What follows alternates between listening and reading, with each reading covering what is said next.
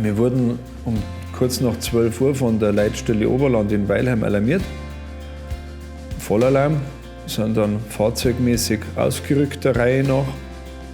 Zuerst haben wir geglaubt, dass es vielleicht gar nicht so schlimm ist, weil entgleister Zug kann ja auch bedeuten, dass der Zug 20 cm neben den Gleisen steht. Als ich dann mit dem ersten Auto angekommen bin, hat man sehr schnell gemerkt, dass das nicht der Fall ist, dass die Waggons von der Böschung runtergerutscht sind. Die Kameraden der Feuerwehr Baltenkirchen, die auf dem Weg waren, ihr ein Löschfahrzeug, ein Einsatzfahrzeug abzuholen und zufällig an dem Unglück vorbeigekommen sind, waren schon vor Ort. Also wir sind von Süden kommend Richtung Norden, Richtung München mit unserem Pickup. Wir wollten da ein Wechselladerfahrzeug, ein neues Fahrzeug für unsere Feuerwehr abholen. Haben dann ca. 300-400 Meter von da entfernt eine riesengroße Staubwolke da hinten aufsteigen sehen. Und haben da sind da eher von einem Brandereignis ausgegangen, weil wir das mit Rauch identifiziert haben. Sind dann da unter der Brücke da durchgefahren und haben dann da drüben den Zug auf der Seite liegend, also 2 Waggons sind komplett umgestürzt und sind da unten in den Wassergraben gelegen, vorgefunden. Man hat dann da, wo man drüben war, schon die ersten Verletzten, die Böschung rauf entgegenkommen, krabbeln, singen. Man hat die noch unterstützt, hat da drüben den Verkehr zum Erliegen gebracht, weil natürlich, wenn wir da Verletzte auf der Straße lagern, das sehr gefährlich gewesen wäre, wenn wir das nicht gemacht hätten. Man hat da drüben die beiden Straßen, die räumliche Trennung für uns genutzt. Wir haben die drübere Seite für die Feuerwehr genutzt, haben die Leitplanke durchtrennt und haben die andere Fahrbahn für den Rettungsdienst genutzt, also dass man da räumlich getrennt ist und dass der Rettungsdienst eine Bewegungsfreiheit hat, alle Krankenhäuser anzusteuern, und hat es dann geschafft, dass man in knapp 50 Minuten alle Verletzten aus den Waggons befreit gehabt hat. Man hat eigentlich gleich gesehen, dass da relativ viel Chaos ist, sehr viele Menschen, die Böschung rauf und runter gelaufen sind. Unser HLF hat dann praktisch den neu gekauften Rettungssatz, akkubetriebenen Rettungssatz von Holmatro genommen, ist mit dem in den verunfallten Zug von oben mit Leitern eingestiegen, haben die verletzten Personen im Inneren des Zuges befreit. Es macht da praktisch einen riesen Unterschied, ob ich einen PKW von außen bearbeite mit Rettungsgeräten oder ob ich jetzt zum Beispiel in einem verunglückten Zugwaggon, der auf der Seite liegt, über Gepäckstücke drüber muss, über Sitze drüber steigen muss.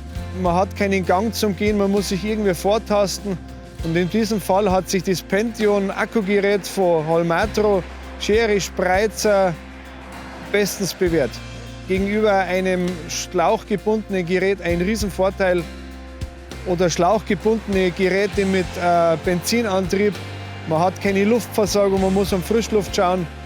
Ich sage, in diesem Fall war das Akkugerät von Holmatro, die Pention-Serie, ideal.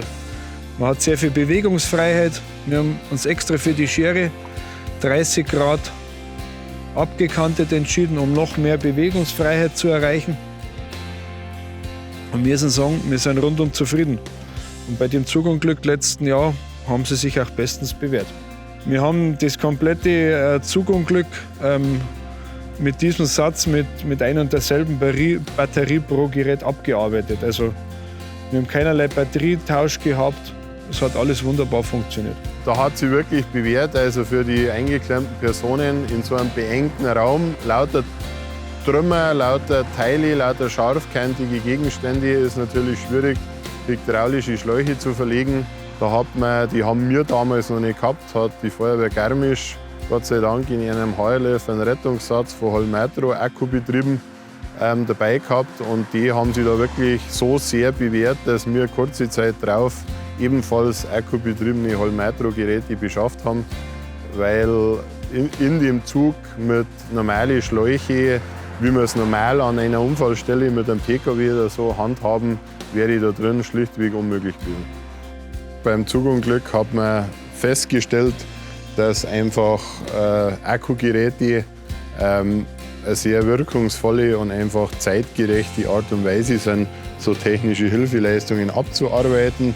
War dann eine ziemlich einhellige Meinung auf den Holmetro. Und wir haben bis jetzt hat sich das Gerät bestens bewährt. Wir haben, wie gesagt, das in unserem MZF auf einen Rollwagen komplett von Schere, Spreize über Zylinder und auch die kleine Schere da für Pedalschneidearbeiten oder für ganz enge Arbeiten und haben in unserem LF noch ein Kombigerät, auch auf Akku von Holmetro. Das war dann so, also auch durch das Umkippen der Waggons, eine Seite, die untere Seite des Waggons war auf ca. 6 bis 7 Meter aufgerissen und da sind 4 Personen aus dem Zug herausgefallen und sind praktisch unter dem Waggon begraben worden und waren da eingeklemmt. Und 3 Personen hat man gesehen, waren sichtbar, dass die unter dem Zug drin liegen und eine Person hat man eben nicht gesehen, die hat man dann später erst gefunden, wo man den Waggon angehoben hat.